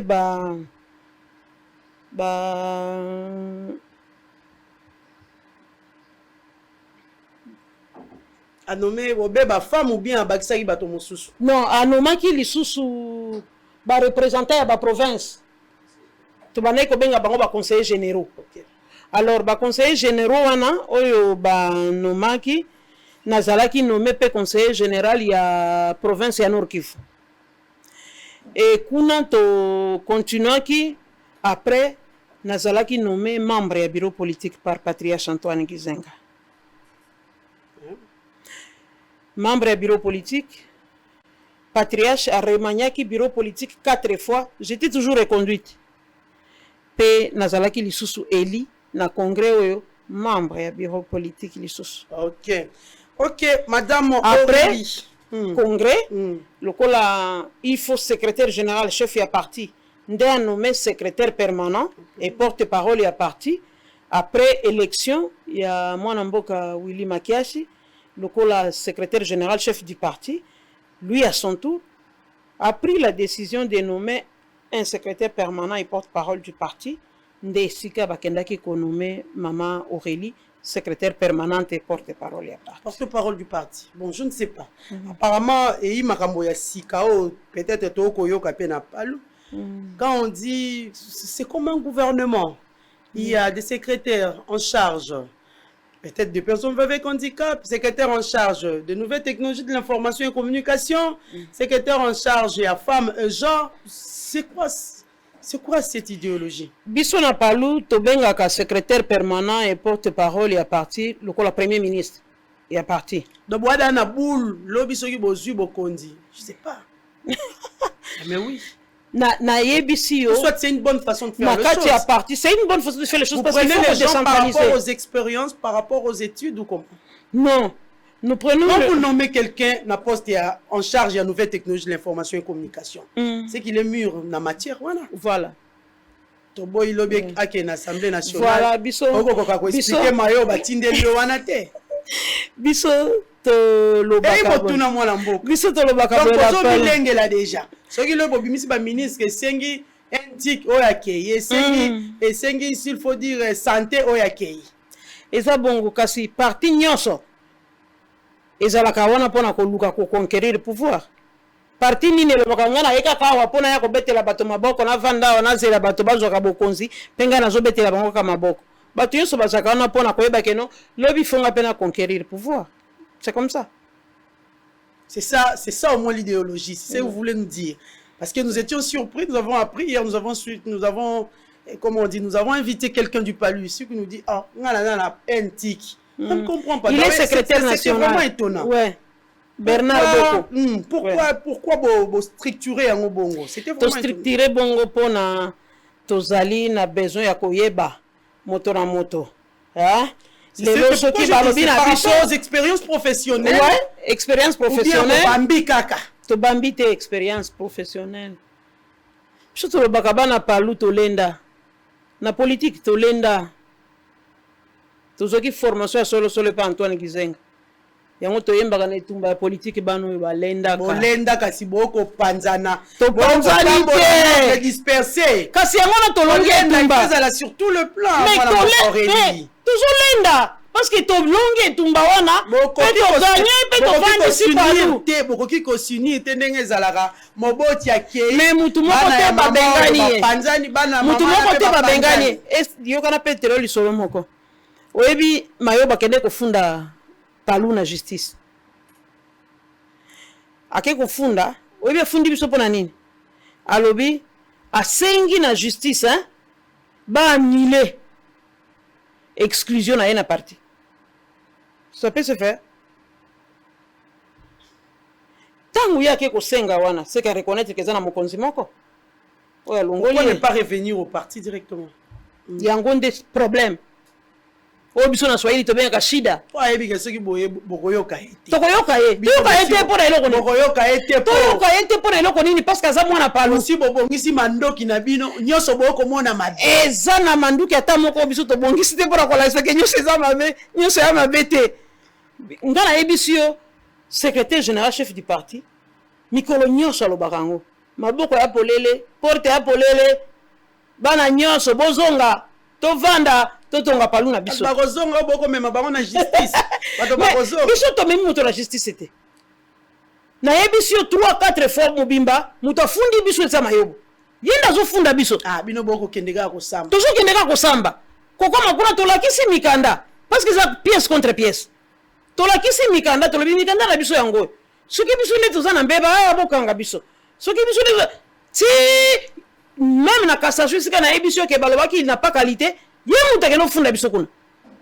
ye moto akende kofunda biso kuna na cassation biso tofundi ye te ata esika moko te tofundi te nyonso ye moto akendaka kofunda. Est-ce que ça c'est une bonne image parce que moi Mboka Aurélie yo yi mama lelo papa ayi lisusu te okomona soki déjà omoni ke kuna bana ba ko panzana kuna dispersion ko salama directement les gens vont dire ah non le papa n'avait pas bien éduqué ou soit papa a réuni ça qui bangote c'est ce que ça donne comme image na babiloko ya la kamoboti akei bana bali sous ensemble té c'est ce qui donne c'est ça l'image maman Aurélie parce que ima na ebité na olobi ya solo mais na ebité soki aussi au solo la na kanwana parce que mayoba mibengaka onga na idéologue ya parti biso nyonso na ye tovandi na sema makolo ya gizenga ye kuta yaki na sema makolo ya gizenga liboso na ngai mais quand il fait des choses comme ça ezolekela bato nyonso wana eza lokoso ya koluka survie ke soki na mokonzi ya palu nde na kovivre malamu nde na kozwa ndenge ya kolia nde na kobika na mwa kwanga na mwa eloko mais tokendaki classe biso nyonso après le parti il y a une vie mais apparemment est-ce qu'il existe-t-il la démocratie na kati ya palu parce que quand quelqu'un refuse quand quelqu'un s'indigne de quelque chose mais biso mutu tobengalaki ye tant que monde qui a parce qu'il s'indigne de quelque chose il ne se comporte pas bien. Il y a beaucoup de façons de réclamer son droit. Mais façon ils ont ébellé. Est-ce que façon il faut réclamer droit il faut ça la rébellion maman ngana benga kelo qu'on a l'acheté hein na moi si mais jamais na réclamer droit nangai na ko ça la rébellion quand ça ne va pas j'ai dit tout haut que eloko wana bosali na sepeli nango te nalingi bongo te awa nga namona ki fallait tosala boye et tovandaka todiscuter na pesi proposition nalakisi ke place oyo tosala boye mpo makambo ekende malamu. Peut-être sa proposition n'était pas acceptée par tous. ndenge alaka kaka soki basi balingeli yo bule mama oyebi bakokoli lo bule on ndenge tolobaka babengo ndoki bakutona kindoki te nzambe ko justifier yo mais soki balingeli yo boule et que bazui moi porte muke ya kozwa yo ya mbeba bazui yo beba ko lingelo boule yo kanisi biso za ba secrétaire permanent balingela biso boule te balingela biso mais baozo place au côté la te to kangi ba porte nyos pour ba kotate.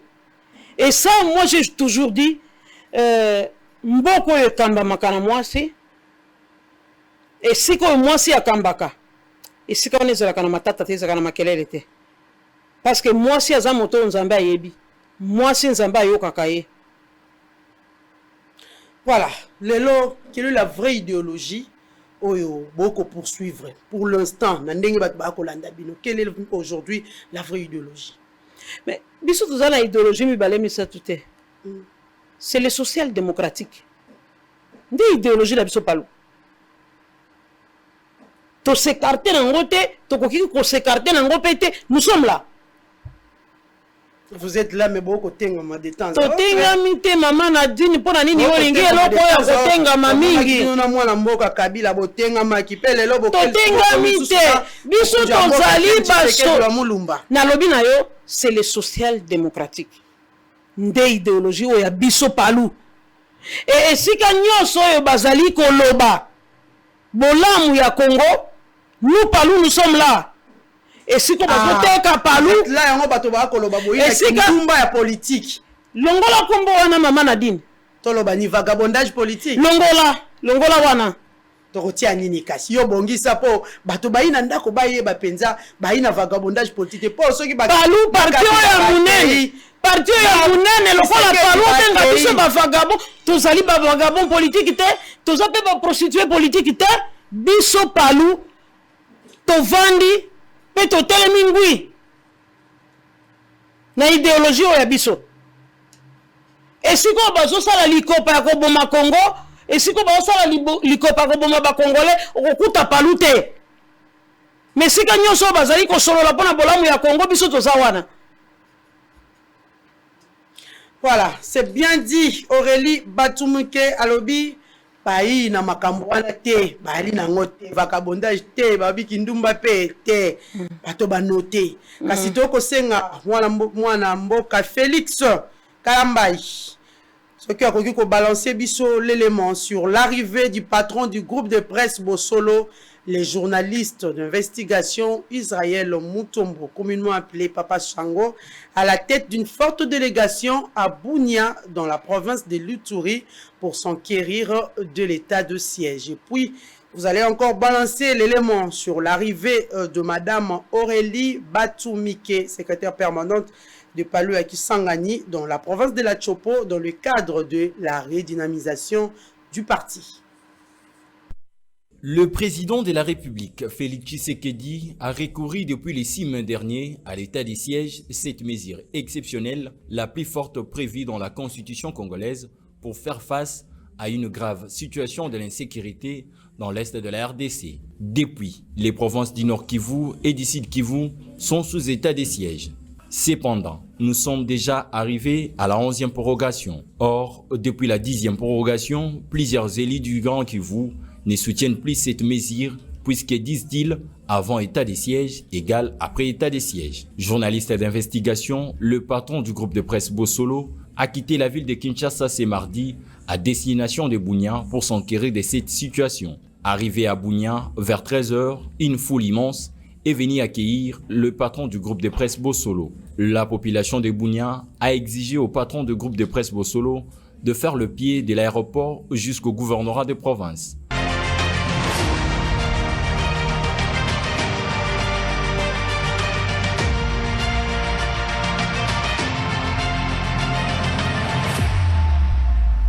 Arrivé devant le gouvernorat de la province de l'Ituri, le patron du groupe de presse Bosolo s'est exprimé en ces termes. Toi, il faut que c'est un courage.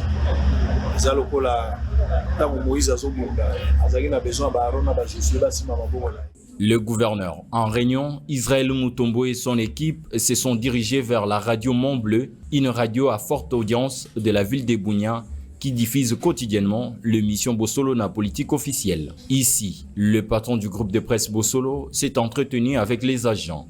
Comme tout bon citoyen, le patron du groupe de presse Bosolo est rentré au gouvernorat pour présenter ses civilités au gouverneur militaire, le lieutenant-général Luboya Kashamadjoni. Après un huis clos entre les deux personnalités, le gouverneur militaire de l'Ituri a expliqué en peu de mots les différentes réalisations de l'état des sièges et certaines difficultés. Devant la presse de l'Ituri, les journalistes d'investigation Israël Mutombo expliquent la raison de sa mission dans cette province sous état de siège. En tant que journaliste d'investigation, pour pouvoir évaluer l'état de siège à notre manière, essayer de voir, palper du doigt la réalité. Il y a la population qui ne cesse de nous contacter nuit et jour par rapport à l'insécurité qui règne dans nos coins. Il fallait arriver. Ils ont cité certaines villes, certains territoires, il fallait arriver sur place. Voilà pourquoi je me déplace d'abord moi-même pour m'imprégner de la situation par rapport à l'état de siège. Et récemment, j'avais suivi un discours de certains députés du coin qui rejetaient en bloc la prorogation de l'état de siège en disant que la situation ne s'améliorait pas et qu'il n'y avait aucune raison de proroger l'état de siège. J'ai décidé d'arriver d'abord moi-même pour m'imprégner de la situation, lier l'utile à l'agréable, afin de fixer l'opinion sur la décision prise par l'autorité. L'état des sièges est une décision qui mérite une très bonne évaluation. L'arrivée ce vendredi 10 septembre 2021 à Kisangani de Madame Aurélie Batumike, accompagnée par le prophète Jules Moulindo de l'église pentecôtiste Lumière du Monde, EPLM en sigle, et du coach Vianney Kanane, l'époux de Madame Aurélie Batumike, reçu à l'aéroport de Bangoka par les apôtres de la cité des refuges et les officiers des FARDC et de la police nationale congolaise. La maman a été ovationnée au sortir de l'aéroport par une marée humaine de sa province natale, la Chopo. Elle a été émue de joie et surtout de voir cette foule qui l'a obligée d'abandonner la Jeep et de faire route ensemble marchant à pied avec sa population. Du jamais vu à Kisangani et du jamais vécu. Une marée incommensurable, scandant la chanson « Libéré, libéré ».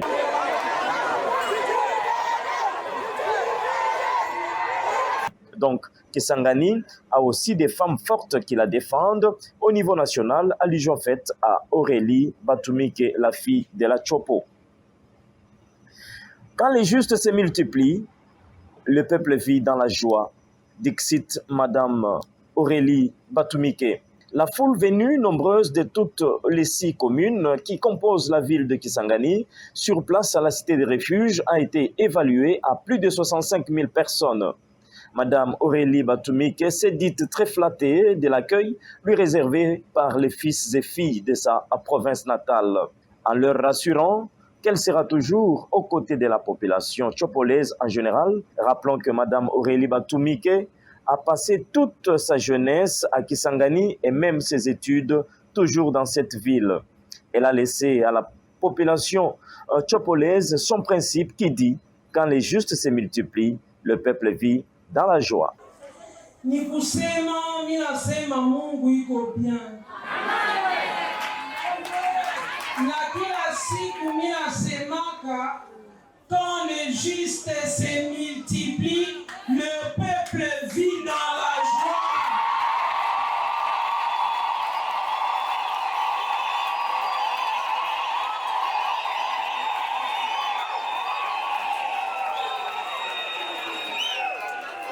Ni kusema wenye haki bakakuwa bengi, wakaaji wa nchi waishi ndani ya furaha.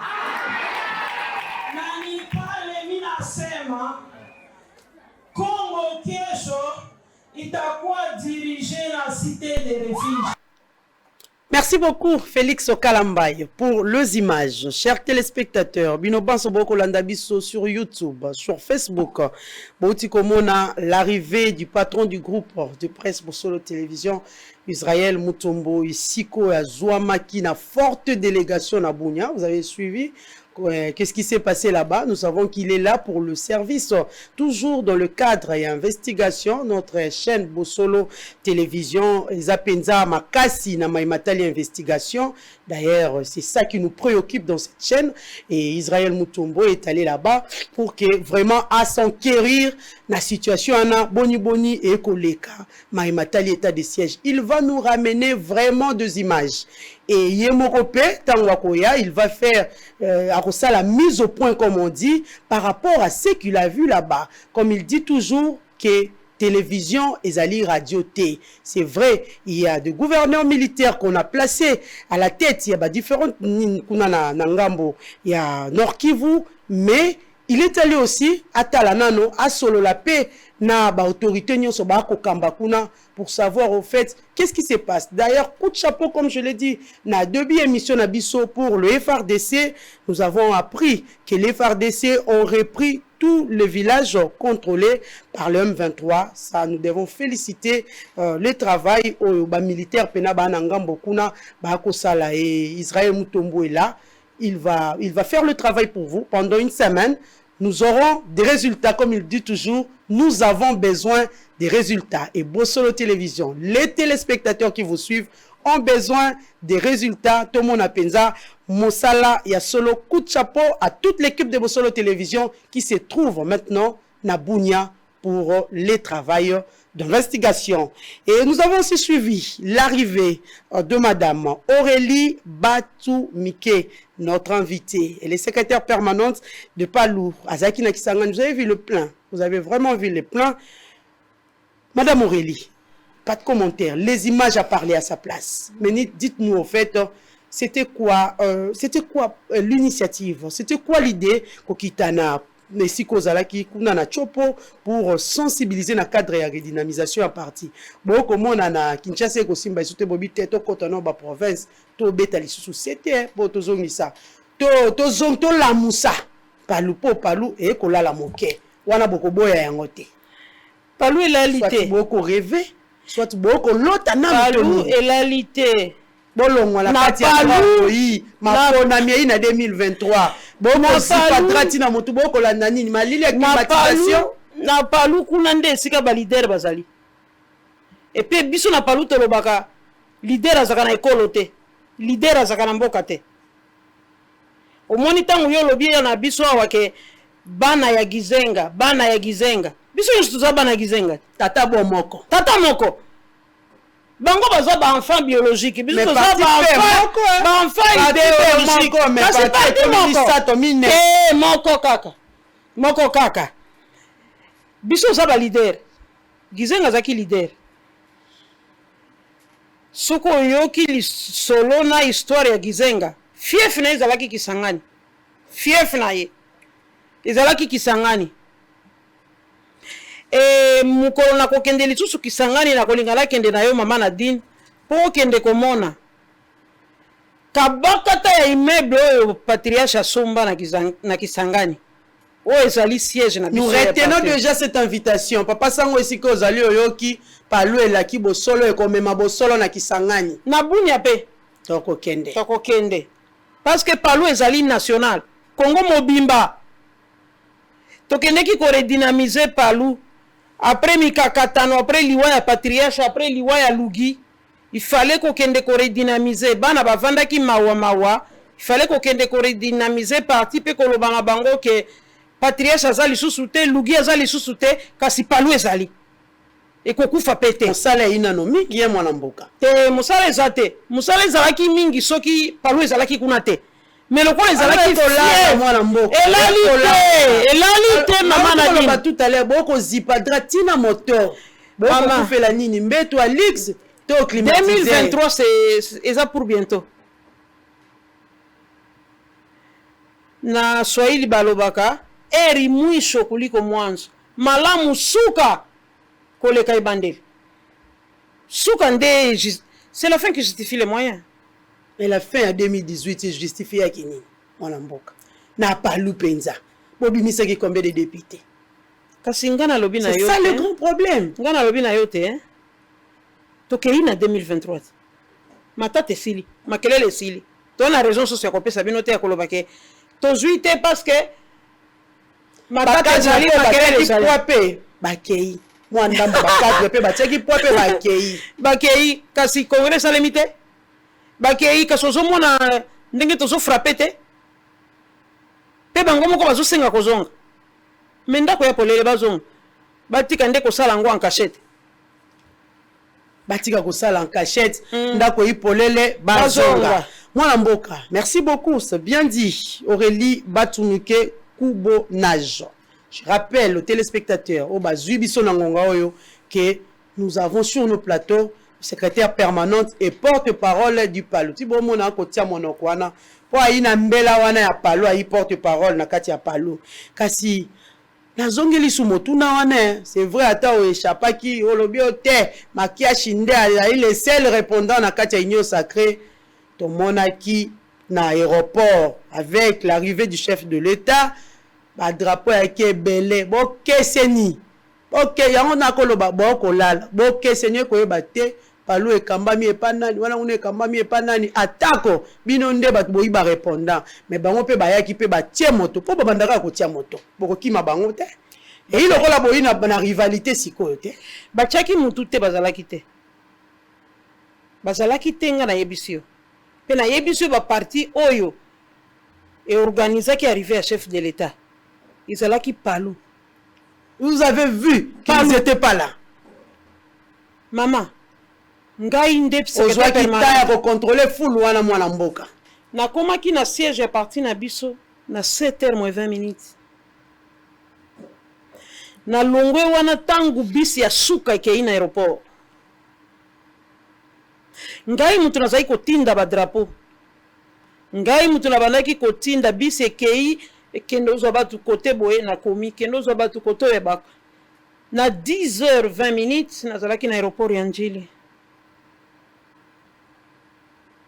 Na tamboli makolo banda kingasani ya suka. Nazotala emplacement ya ba militant ti na bibwa. Pe nazongaki nde après nakende kokota na salon VIP. Esika tozalaki na mwana mboka Willy Makiashi na quelques ministres. Esika tovandaki ti tango mokonzi mboka kiti tokomi wana. Na ye moko mokonzi mboka tokotuna ete. Kasi amonaki pe ayebi na salaki mobilisation. Bien. Est-ce que c'était vraiment nécessaire y a quoi accueillir le chef de l'État na pompe wana automona qui vraiment va partir et se mobiliser qui voire même l'UDPS a sensibilisé la population pour nara kokende ko yamba mokonzi mboka. Est-ce que c'est une première sortie à chef de l'État surtout que les gens lui taxent d'être plus na ba avion nyonso tango nyonso kotambola na kati ya pepo. Mais na sepeli na makasi lokola ontimike mobilisation wana penza koyamba avec fast. Merci beaucoup. Nous avons vu. Oh, il y avait aussi des résultats par rapport à ça. Ezali Bosolo na politique. On a continué à Jeep. Sécurité, ezalaki moninga na bino journaliste. Azalaki ko filmer. Oyebi ndenge avandi na moto aki wewa na ye to aki wewa ya moto ako. Ezaki wewa ya moto amemiye. Siko ye avandi ndenge apesi mukongo. Comme toujours ndenge bavanda kabongo. Il faut prendre les images ndenge zola. Azwaki mwa kizunguzungu nde akoyaki.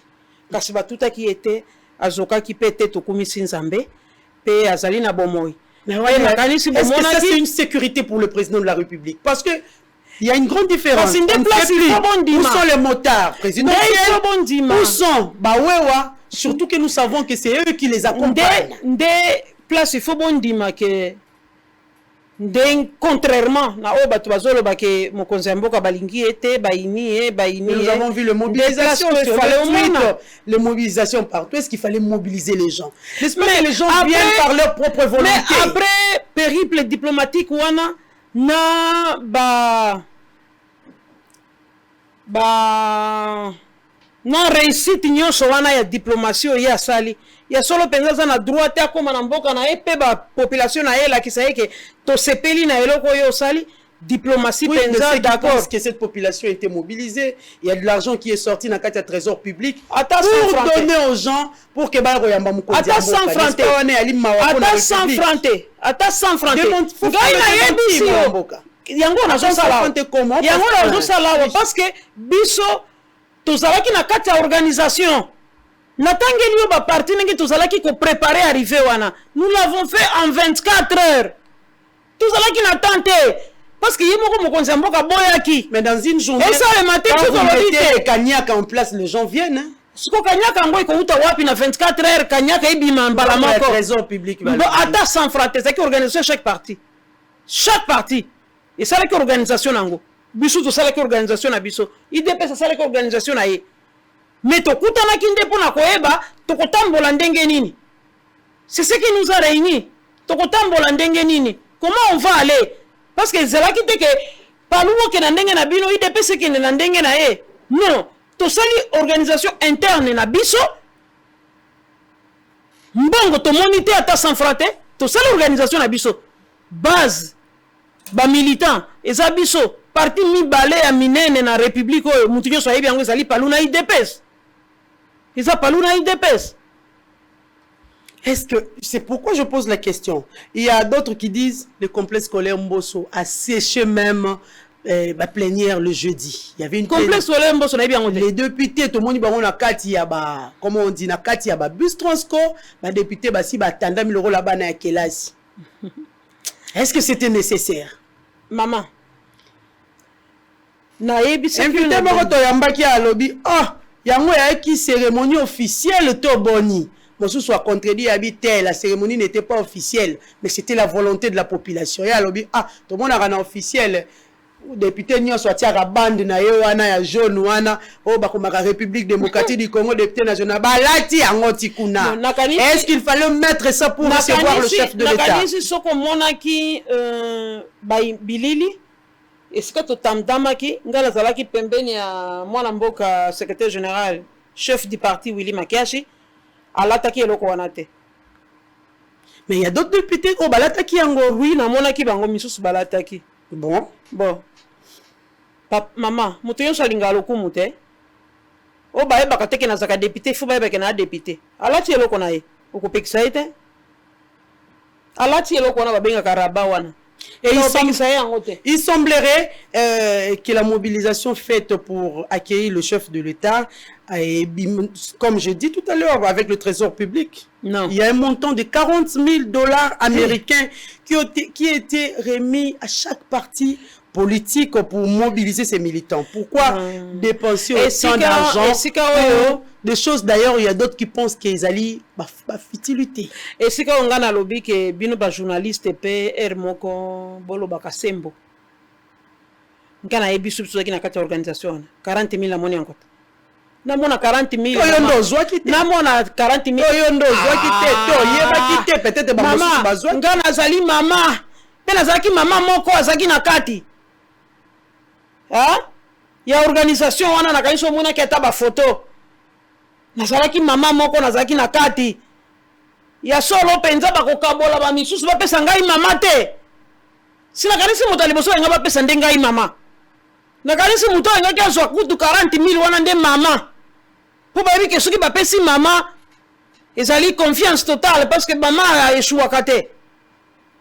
Mama moto akoso. Donc la mobilisation était faite na ba propre argent ya ba poche. Ya ba moyen na biso ya ba parti na biso.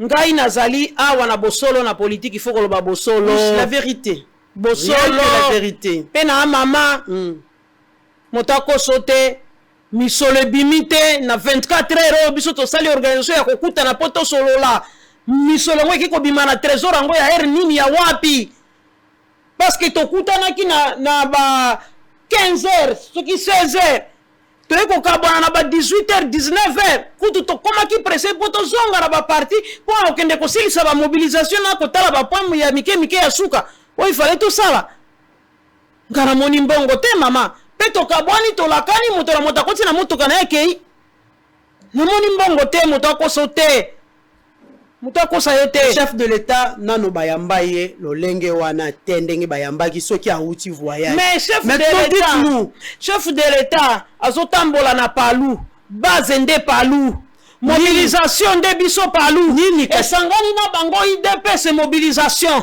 esangani na ba parti mususu ya union sacrée ezaka pe ba parti ya masse soki biso tolobi pour une fois mokonza moko sali musala kitoko diplomatie ok tokende koyamba biso pe to sepelisa ndenge ya sepelisi biso mabe za wapi nini justifiaki mobilisation wana cette fois-ci bobangi front patriotique ko salama epa ya bandeko nyonso basangani CLC Senko Lamuka FCC eza ndambo ya ensemble eza politique soki na politique ozobanga Obito yana elulu po to lengi sa front patriotique wana na sepeli lokolo moni kezalaki penze elulu na sepeli na ngoma ka donc bobangaki teye surtout ko banga to banga ndenge nini base biso mtana base yo moni lokwa kisangani wana république mobimba ina base teye pa mobiliser kana kisangani oyo eza république mobimba oyo eza république oyo moni wana république mobimba ya bongo nani yo moni bilili télévision eza radio te yo moni Congo mobimba pe bato nyonso bazolanda biso bamoni eya radio te ke tomoni te eya télévision moto nyonso amoni ye moko ezala nde alobaka télévision eza radio te c'est tout le Congo comme ça mobilisation wana yango na yebiso tokende 2023 la fin va justifier les moyens La fin va justifier les moyens. Parce que biso palou na minute. Comment bon milengela na palou pour les élections 2023? Tous après. Ata balobi sale malelo. Toko prouver. Wali preni comment bon milengela. Bino batu bon pangala. Bon que na non de disperser bon ko ba ko prêt. Moi en retard et kozala moi mokete, moi en retard na moi pédale moi mokete. Ata mokete. Mwana mboka suko restituer te ba nyonso ba poche wana nyonso wana etikali mwa vie ko combler yango secrétaire général chef du parti le professeur Willy Makiash mwana mayele politique na muto evanda. Il a été préparé pour la succession par le patriarche Antoine Gizenga. Bokomona biloko ya Gizenga 2023 yango. Ah, biloko ya Gizenga etikali kaka pa ba fils idéologique. Ah, bon soki ba fils idéologique pe ba bimisi biloko. Te. Patriarche abandai ko tshaba na na politique te. Inyake lugi. Mutabandai ko s'intéresser.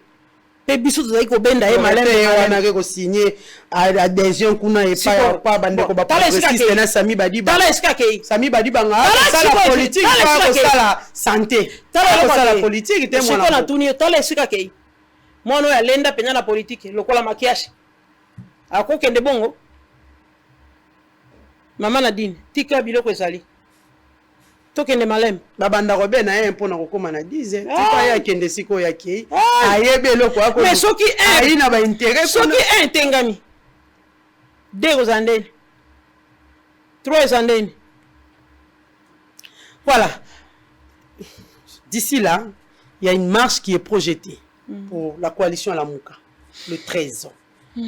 Bako exiger dépolitisation et CENI. Parti Palou a y prêt pour na mapono. Ce qu'a y prêt pour na mapono mi paie, c'est qu'à l'obaki paie oui pour la désignation ya mwana mboka Kadima. Kasi to moni bato à la Mouka ba koloba dépolitisation et CENI. Na yebite boni bino boko tala makambo wana ndenge ko kende. Et il n'a pas kaka makelo basala katango iso bako se soumettre na bango na ba élection to boni. Maman Nadine to bosi boyoka mingi bokomi ko miloba ya sikeli susute. Maman Nadine tozalaki awa ba politicien balobi to sala la machine à voter te. To boye élection la machine à voter. Balobaki machine à voler. Ton demi élection mais sans machine à voler. Les autres ont réclamé victoire autres ont qui na machine à voler. Vérité des urnes. Olobian. Question wana ya CENI na kolinga kozongela ngo shute. Dès lors que mokonzi ya mboka a signé déjà ordonnance pour batu banda musala, il y a plus match, il y a plus de discussion. Mutu a discuté ka signature mokonzi ya mboka te. Asi a signé ordonnance ya koloba ke bato oyo bazalaki baponamaki pona ko kamba CENI babanda musala, c'est fini. Ils ont commencé le travail, c'est fini. Donc, 2006, l'Église catholique, l'opposition crie à l'irrégularité, à des élections où elle crédible, elle apaisée, elle transparente. Tout le monde maïwane ezongi lisusu 2011, tout le monde na 2018 pe lisusu, n'importe quoi tout à l'heure, vérité des urnes. Vérité des urnes, ba crier, kasi oh balobaka les chars bois, la caravane passe, ba koloba me makambo eko tambola. CENI si abandi, asi alongwe na gare centrale akokende. Yenda koyeba destination ne yuwapi. Eye mingadi to akokende na nzela ya Kinkole, yenda akoyeba. Siko mwana mboka Aurélie, yebisa biso nanu pour avoir ba élection ya kitoko lelo. Quel est le moyen oyo la République démocratique du Congo a ko utiliser? Et pour ça la moins différence na ba les kaki. Jusqu'à présent, l'Église catholique a belela. Désignation pe animateur à CENI a boyi. Maman a dit toutes les années c'est comme ça. Est-ce que ça na mukolo moko Église catholique a sandima lobi mbalo nandimi? Même tango baponaki malumalo oyo azali moko ya Église catholique. Église catholique a boya kikaka. Et ça, Ecclesia. de quelque chose. Biso tolingi tango ba politicien, tango biso ba politicien. Tozomona ça ne va pas. Tozomona ke indeli biso, tozo ke sika ko kimela, pe sika na biso ko kimela za na ecclesia. Mais tango ecclesia nda komi ko menacer biso ba politicien, komi ko zangisa biso kimia, nous nous posons la question et comme nini? Et comme nini? Mikolo nyonso ecclesia lobaka kaka non. Même oya uti ko kende. Ecclesia lobaki na non. Tolingi yete toboyi ye mais akonzaki asalaki maponami pe ba oya ecclesia balekaki pe ecclesia ave a betaki maboko.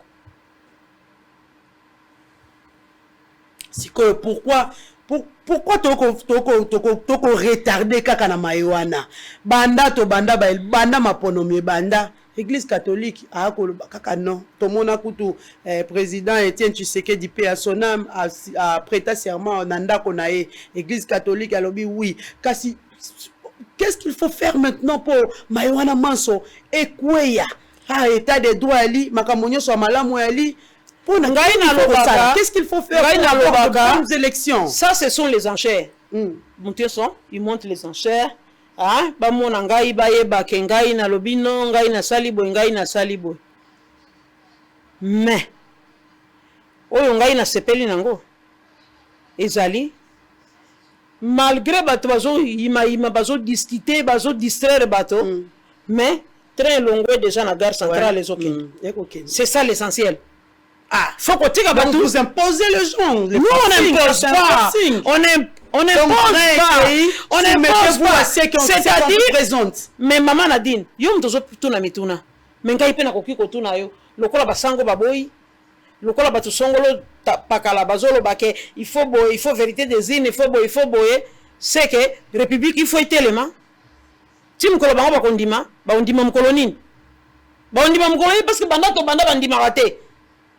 Nous devons arrêter la République. Donc le chef de l'État ne peut pas faire marche arrière. Non. Allez-y de là. Non, il a déjà signé l'ordonnance, maman. Il a déjà signé l'ordonnance. Ah, ça c'est marche arrière à Nini. Et c'est là où les autres doivent comprendre que le rôle a signé déjà l'ordonnance, c'est fini. Ils appellent ça le. Et ça n'a pas mis sous ça qui est balobi. Ce qui a signé l'ordonnance et a installé l'animateur et a CENI, a comment est le ça les manamboka. C'est quoi ça? C'est quelle façon de chercher le pouvoir ça? Bon, il a fait. Et par rapport à la dépolitisation de la CENI? Quelle dépolitisation? Le président de la CENI, Yende, c'est lui, la tête. A outi la société civile. N'a pas confession religieuse. Contesté par plusieurs. N'a pas confession religieuse. Contesté par plusieurs. Ils sont à 8. Ils sont à 8. Ils sont donnés si bandini, mais des baboui. Mais maman, la loi de la majorité. Il faut donc dire mi balé. Oh ben mi balé balobi si c'est au bandimi to quoi ça? Non, la loi de la majorité le bien absolu bon côté. On dit que la commission paritaire au sein de l'Assemblée nationale et ça qui est béquille hein pour aller. Mais tant que ba pesi bino confession religieuse kati pesi béquille tango ba pesi bino pai 11 tango ba pesi 7 tango ba pesi bino tango lokuta bakosi biso tozala mwana mboka Fabien Boko mwana mayele oya biso ya palu amuluba kasi bayaki obe moko te ai kolanda wana te wana le Congo central représenté par une personne Équateur représenté par une personne avec mais c'était ça. Et Kouilou représenté par une personne. Et tous les autres là, ce n'était que le cassage. Dans la commission paritaire, dans l'Assemblée nationale. C'est faux ça. Oye bien. Tango moto azo lingayote. Hein? Ato salimbola mo akomona kaka mabe. Ça c'est pour l'intérêt de la population. Ngai na sengi totika biloko ya baekolo. Leader azakana ekolo te. Na lobaki na yo liboso. Leader azakana ekolo te. Botika kana no makambo ya ba ekolo. Tango tomona ki na période ya mwana mboka Joseph Kabila. azalaki moto akatanga batiaki président seni moto akatanga ngoi mulunda mais bimisaki makelele te mpona nini hein? Nous devons éviter des choses comme ça. Nous devons éviter des choses comme ça. Ekolo ezala au centre ya ba décision ya mboka te. Parce que ce qui to sali bongo et comme tribalisme o ezali malamu penza te. Parce que na yoko ngabatu musuba la bi palo ezaka ya bato ya bandundu. Je ne suis pas de bandundu moi. Vous êtes l'exemple d'ailleurs. Je ne suis pas de bandundu. Mais la majorité est dominée sur le 100%, je crois que c'est 90%. Non, pas 90%. Parce que moto ya bandi palou a outi kuna. La charité bien ordonnée commence par soi-même. Il fallait toujours bande konaye balandaye na sima. Ozoyoka, biso ba misusu toza musika, toyende ko emboîter les pas, toye ko landa, il fallait beaucoup de temps pour te comprendre. Toyeba eza nini eza ndenge nini po biso toya pe ko adhérer. Ozoyoka. Mais ce qui olobi ke poste oyo muto ya koki ko zwango te même s'il est compétent parce que ça ekolo songolo pakala. Ça devient compliqué. Ça devient compliqué finalement okolingaka ekolo ya yondezwa. O eza ekolo na yo to kolinga te et ce n'est pas ça la politique. Politique wana ya tribalisme ezali politique ya mabe makasi. Mokonzi Mboka azali président de la République, il est au-dessus de la mêlée. Na minute oyo na oba votaki na oba votaki ete. Aza mokonzi na bango.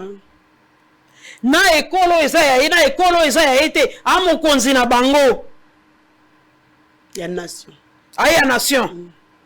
Na minute azate ke nazali kaka ya IDPS. Na minute azape ya Palo, azape ya MLC, azape ya CRD, azalipe ya INC, ya bikolo nyonso. Parce que bikolo nyonso, ils ont se retrouvé na kati na ye lokola mokonzi ya mboka. C'est ça. Batika ko biloko nyonso, bozo tiaka ka tribalisme na kati ko lobake. Omoni oyo à l'équipe aza moluba. Kala nyonso na baluba bazai ko lekala ba poste songolo pakala bo bande ko lobango te pona nini. Pona nini kaka lelo. Vraiment ngai selonga nga naza leader na yebi ke leader azaka na ekolo te. Je suis du Kivu mais au moni ngai na Kisangani ndenge bayambi ngai. Lobi na kokende na Katango komona ndenge bakoyambanga, lobi na kokenda Bandundu komona ndenge bakoyambanga. Lobi na kokenda Kasai komona ndenge bakoyambanga. Parce que naza leader azaka na ekolo te, leader azaka na tribu te. To éviter biloko wana. Merci beaucoup, Madame Aurélie Batumike Koubonage. Voilà, nous sommes arrivés presque à la fin, mais avant tout, Tokabwanana, Mwanamboka, Aurélie, je vais poser une question. J'espère que peut-être que, bon, non, je n'ai pas suivi, tout et tout. Bon, hier, la commission des censures, Mayo Etala Kamaïmatali, musique, hein, Tobabetaka, musique, ils ont qui décision, il y a qu'on suspendre diffusion. Il y a des chansons dans différents médias traditionnels, radio, télévision, en contexte actuel. Na ebité, obi banzembo angote, o balobi mususu yali nini to salite, mususu yali artiste Bob balobi lettre aya chichi.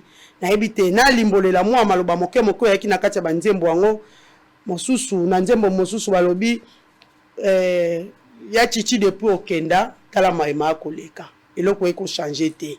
Ya chichi depuis okenda tala Martin Fayulu na Félix Tshisekedi bakoma binemi. Ya chichi depuis okenda mayali mwebele. Mboke eko tambola te. Mboke eko kende liboso te. Ba mususu balobi avant Kabila égale après Kabila. C'est ça en fait la conclusion quand on écoute les jeunes gens en train de chanter, donc rien n'a changé. Mususu pe na nzembo mususu wana balobi. Bah, petit exemple, il y avait le scénario. Dans le scénario, on comprend tout dans le scénario. Naissance d'un enfant, un petit garçon. Un garçon né, sa maman a payé ses études, a tangissié. La maman, c'est une maman qui est, je crois, veuve, mais elle a compati, a bundi pour être moi na tanga. Moi na tangi ben ambonga makala. Moi na tangi lobi akomi moto. Aye na image ko teli, aye ko yamba maman na ye. Na teni na yo to lata na soki osuba na collation de grades académiques wana lati toje na ye bien na chapeau ayeko ya maman na ina wenje si kwa te kamakala La maman était d'ailleurs étonnée. Mais tant que yambi maman, lobby est commis processus yani, akoluka musala te parce que université livrée bien dans marché de l'emploi. C'est ça. Akoluka musala, mais azui pété. Atikali pe ko zwa musala yango te malgré les études que asala ki pe na passe pe na kokoso na mo mbongo wa makala. Et dans les images, il y a présenté cercueil, je crois que c'est la maman qui est décédée après. Otikali pe kaka boy maman akufi, au tangi classe na passi, mokoki atako kunda eti. Si on fait ça le message, le difficulté, le social des Congolais est difficile. Moi, l'amboka, tout le monde va balancer. C'est d'ailleurs dans les réseaux sociaux. Maintenant, on va balancer à la télévision, à la radio, à la commission à Sansira, à l'obité, à Pessa qui m'candate, à Sala qui boite, à Landa qui procédure. Comment trouvez-vous analyser un peu, moi, l'amboka?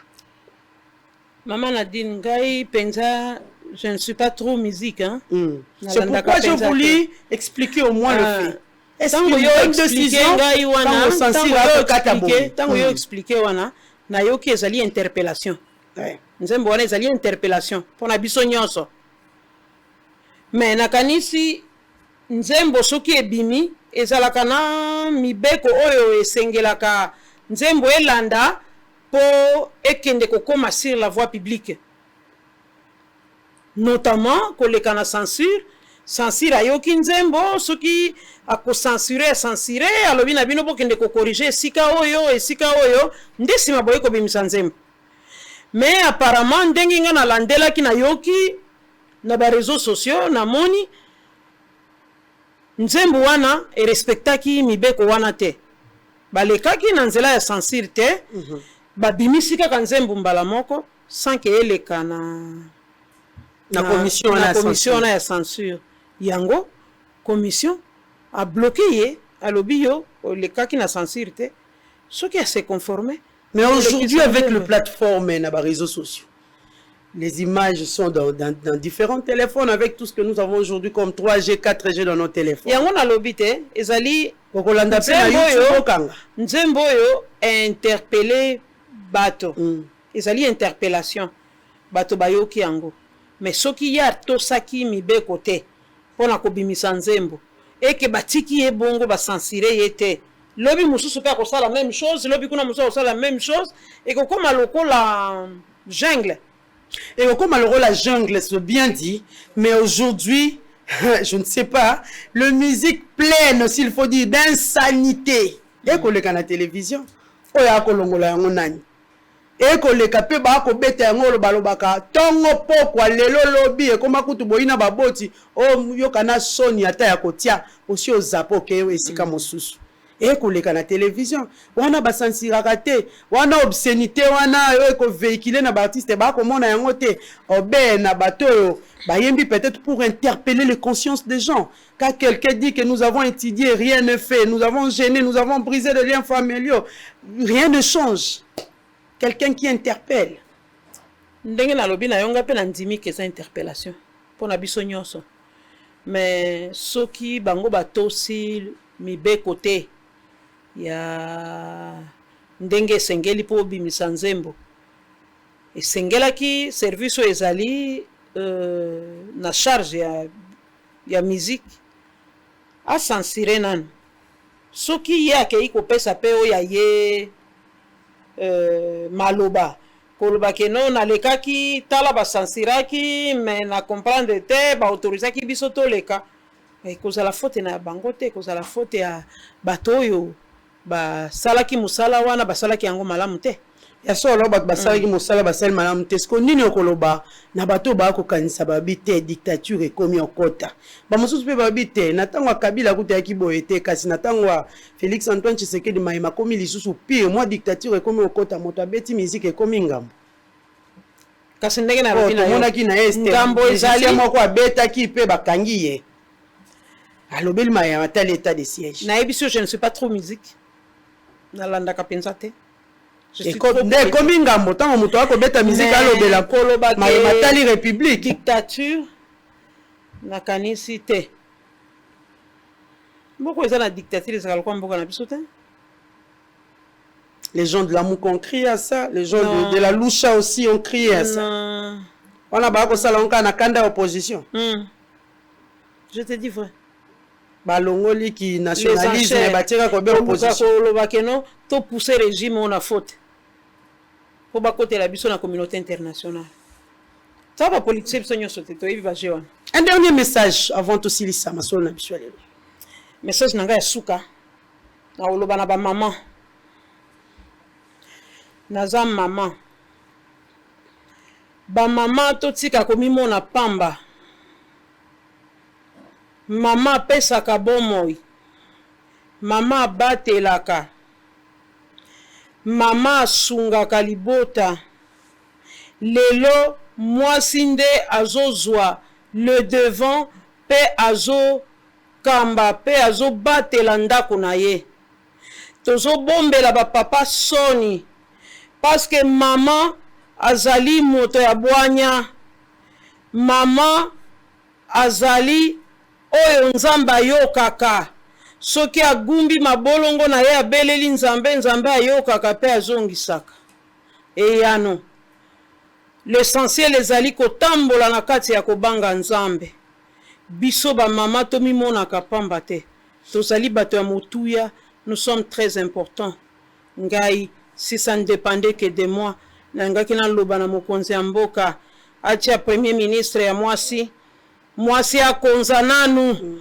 baposte nyonso clé ya mboka apesa na bamama amona ndenge nini mboka ekokende liboso les papas nalingaka bino mingi mais vous avez déjà donné le meilleur de vous-même tozomona eloko ezochanger te parce que mokonzi ya mboka akoki kozala ministre ya intérieur te akozala ministre ya finance te akozala ministre ya budget te ye moko akosala biloko wana nyonso te il a décentralisé il a donné au ministre mais le ministre de la République je m'adresse à vous on ne vous sent pas sur terrain et quand on ne vous sent pas tout tombe sur la tête du chef de l'État. Est-ce que c'est lui qui est ministre? Bosala musala ndenge sengeli. Botala peuple. Ce qui va pesi yo poste ezali pona yo na libota na yo bongindate ezali pona peuple congolais a trouvé compte na ye. Mais peuple congolais a trouvé compte te travailler to lingi to sentir bino to mona bino à l'œuvre ba ministre. Sinon, lobby, tokosenga mokonza mboka pesa basi. De toutes les façons, biso basi ne toza ebele ko le kabino mibali. Ceux qui te lobby lelo tel ndaza la mokonza mboka. Ceux qui tozali ini tokosala ngo bo divisa kabiso po tozala unité po eloko ane kokisama te. Mais nous sommes en train de sensibiliser les mamans. Très bien. Madame Aurélie Batumike Koubonage, secrétaire permanente et porte-parole du Palou. Nous vous disons merci parce que nous avons écouté vraiment Madame Aurélie. Réflexion penza ya boania et outi ko pesa ma awa pa ya mwana mboka Aurélie Batumike quand il parle de cette unité. C'est vrai, ils sont partis. Les enfants biologiques sont partis, mais Willy Makiash à l'obité, nous sommes là, la porte est grandement ouverte. Tout celui qui se sent soit lésé quoi que ce soit, Azonga parti Ali, parti Oyo, patriarche Antoine Gizenga Atika. Tout Senginayo, merci beaucoup d'avoir accepté notre invitation. Merci. Nous disons aussi merci beaucoup au Dieu Tout-Puissant, le Créateur du ciel, de la terre et de tout ce qui s'y trouve, parce qu'il vient d'ajouter une année de plus dans ma vie à moi, Nadino Mayombe Mbilo. Dans ma vie, joyeux anniversaire d'abord à moi-même. Comme je suis là, je profite pour te souhaiter joyeux anniversaire, maman. Merci beaucoup, merci beaucoup, merci beaucoup à maman Aurélie. Merci beaucoup aussi à toute l'équipe de Bosolo Télévision. Nous disons aussi joyeux anniversaire à Grady Ngenga, le monteur fashion de Bosolo Télévision. Grady Ngenga, mon pote. Joyeux anniversaire à toi. Et nous disons aussi joyeux anniversaire. Nabayo Banso, Tobotama Nabango Mokolo Moko, il y a le 10 novembre. Là, je pense directement à Christelle Moulumba depuis le plateau des professeurs. Na Iniki Nesiko Azwami et puis na Glody Matondo, mon frère dans la foi, du ministère de la Voix d'Eway International. Je dis joyeux anniversaire à toi depuis Mimosa. Et nous disons aussi merci beaucoup à tout au bato nyonso bakolanda biso bino boza na YouTube bino bato bozwami na Facebook bokotala biso en direct. Nous disons merci beaucoup ndenge bo accepter biso na ba téléphone na bino na bandako na bino bisika biso bozwami bino bato bokolanda bino tolobi merci beaucoup. Nous nous retrouvons demain et avec un autre invité. Au revoir et très bonnes conditions d'écoute sur Bosolo Télévision.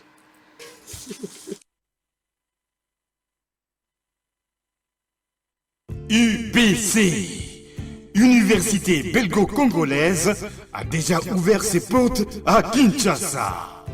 Dit nouveau maintenant, à côté des facultés déjà organisées, sciences sociales, économie et gestion, développement communautaire et environnemental, droit, l'UBC inaugure dès à présent une autre grande faculté, la faculté de santé publique.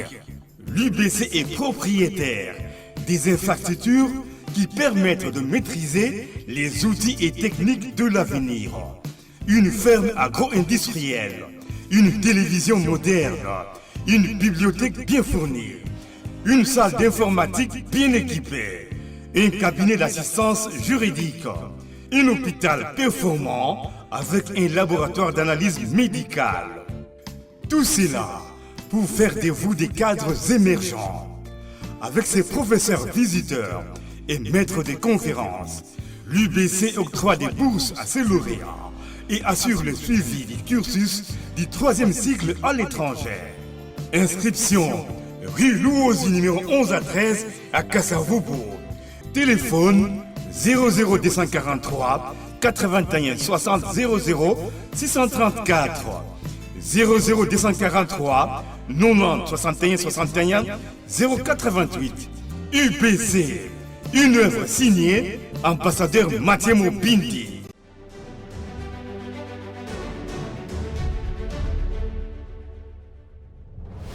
Bienvenue au Salon d'affaires africain, un événement phare présenté par Awakening Africa Magazine.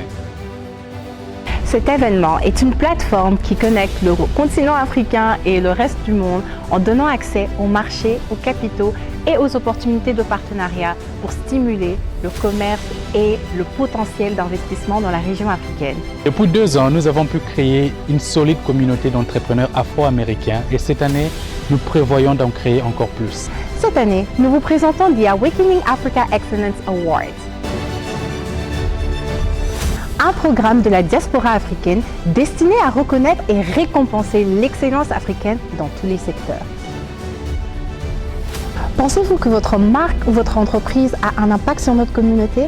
Alors nous vous prions de postuler pour être nominé. Lors de ces grands événements des décideurs, nous allons nous concentrer sur ces secteurs clés. Finance, mines, logistique, vestimentaire, agroalimentaire, l'industrie créative, l'innovation, le PME, tourisme, immobilier et la technologie. Nous vous invitons à vous joindre à nous lors de ce grand événement des dirigeants et décideurs africains. Venez apprendre, réseauter et élever votre niveau. Le changement, c'est maintenant. Les changements, c'est maintenant.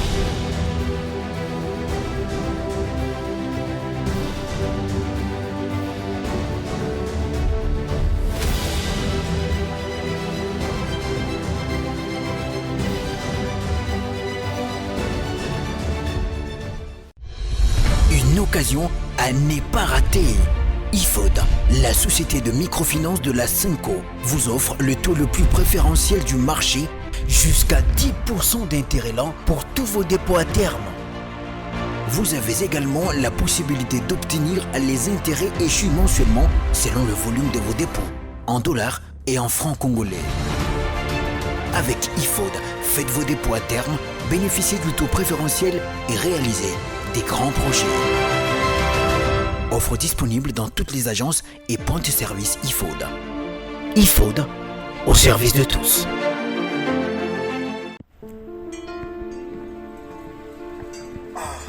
Frère, parle-moi un peu l'histoire là de devenir propriétaire avec $300 seulement en Kinshasa. C'est quoi l'histoire? C'est pas facile, ce n'est pas de micmac, ce n'est pas de la rigolade, c'est vrai. C'est des jeunes entrepreneurs, ils habitent ici. Moi j'ai tenté, je suis aujourd'hui propriétaire, je paye $300.